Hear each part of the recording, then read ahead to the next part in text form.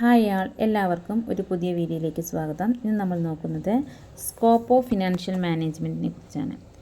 Scope of financial management. The approach to the scope of financial management is divided into two broad categories. First one, traditional approach. Second one, modern approach. First one, traditional approach. The traditional approach to the scope of financial management covered three interrelated aspects of raising and administering resources from outside. These are, first one, financial institution and capital markets, financial instruments, procedural and legal aspects of raising finance. Traditional അപ്രോച്ചിൽ വരുന്ന മൂന്ന് പ്രധാനപ്പെട്ട ഇൻ്റർ aspects ആണ്. First one, financial institution and capital market. Second, financial instruments. Third one, procedural and legal aspects of raising finance.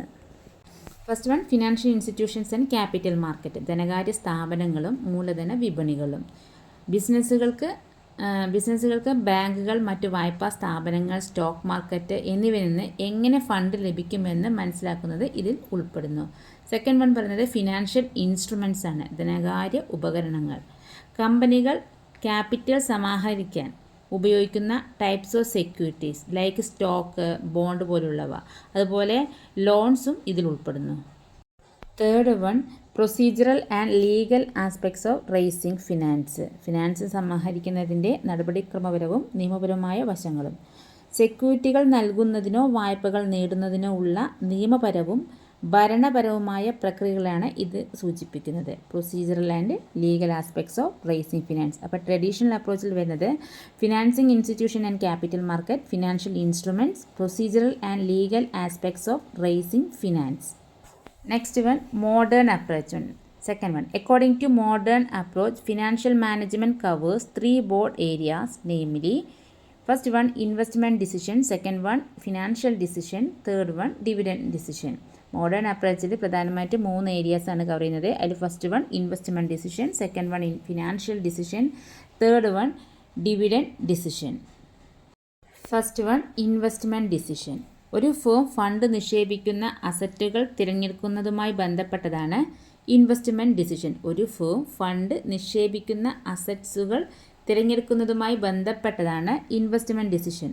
Assets acquire ചെയ്യാൻ കഴിയുന്നത് രണ്ട് തരത്തിലാണ്. ഒന്ന്, ഭാവിയിൽ ഒരു നിശ്ചിത കാലയളവിൽ വരുമാനം നൽകുന്ന long term assets.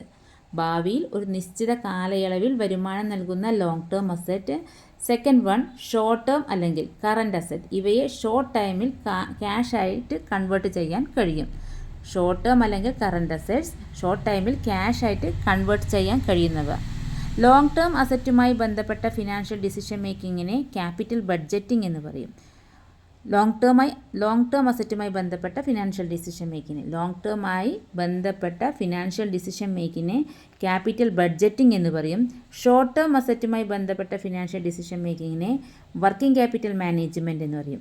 Long term അസറ്റുമായി ബന്ധപ്പെട്ട ഫിനാൻഷ്യൽ ഡിസിഷൻ മേക്കിങ്ങിനെ ക്യാപിറ്റൽ ബഡ്ജറ്റിംഗ് എന്നും ഷോർട്ട് ടേം അസറ്റുമായി ബന്ധപ്പെട്ട ഫിനാൻഷ്യൽ ഡിസിഷൻ മേക്കിങ്ങിനെ വർക്കിംഗ് ക്യാപിറ്റൽ മാനേജ്മെൻറ്റും എന്ന് പറയുന്നു. അപ്പോൾ the investment decision relate to the selection of an asset in which funds will be invested by a firm. The asset which can be acquired are of two types. First one, long-term assets which yield a return over a period of time in future. And second one, short-term or current asset which can be converted into cash within a short period. The financial decision making with regard to long-term asset is called capital budgeting. The financial decision making with reference to short-term asset is called working capital management. Investment ഡിസിഷനിൽ വരുന്നതാണ് first one, capital budgeting. Capital budgeting എന്ന് പറഞ്ഞാൽ this is concern with the selection of an asset or an investment proposal whose benefits are likely to be available in future over the lifetime of the asset. It consists of the evaluation of different alternative projects with a view to select the best investment proposal. അതായത് ഭാവിയിൽ benefits ലഭിക്കാൻ സാധ്യതയുള്ള അസറ്റുകളോ അതുപോലെ investment പ്രപ്പോസലുകളോ select ചെയ്യുന്നതുമായി ബന്ധപ്പെട്ടതാണ് capital budgeting. മികച്ച investment proposal തിരഞ്ഞെടുക്കുന്നതിനായി ആൾട്ടർനേറ്റീവ് പ്രോജക്ട്സ് ഇവാലുവേറ്റ് ചെയ്യുന്നു. അപ്പോൾ വർക്കിംഗ് ക്യാപിറ്റൽ മാനേജ്മെൻറ്റിൽ ഭാവിയിൽ ബെനിഫിറ്റ് ലഭിക്കാൻ സാധ്യതയുള്ള അസറ്റുകളോ അതുപോലെ ഇൻവെസ്റ്റ്മെൻറ്റ് പ്രൊപ്പോസലുകളോ സെലക്ട് ചെയ്യുന്നതുമായി ബന്ധപ്പെട്ടിരിക്കുന്നതാണ്.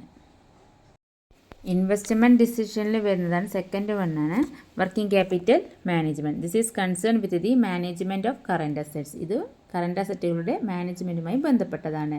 If a firm does not invest sufficient funds in current asset or does not have adequate working capital, it may not be able to meet its current obligation in time.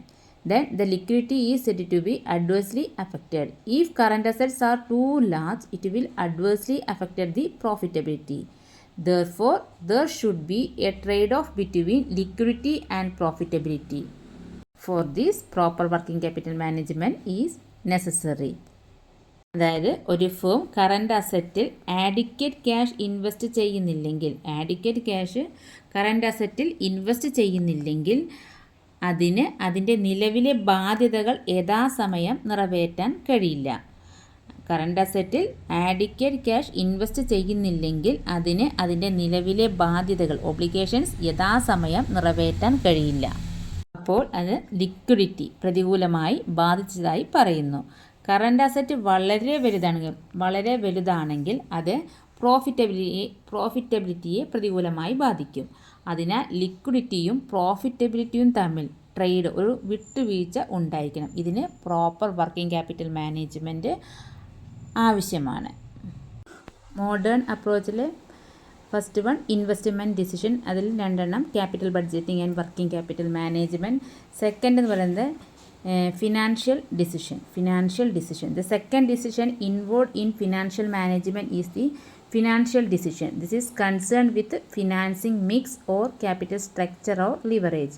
The financial decision of a firm relates to the choice of the proportion of different sources to finance the investment requirements. There must be proper balance between equity and debt. This is necessary to have a trade-off between risk and return to shareholders. A capital structure with a reasonable proportion of debt and equity capital is called the optimum capital structure.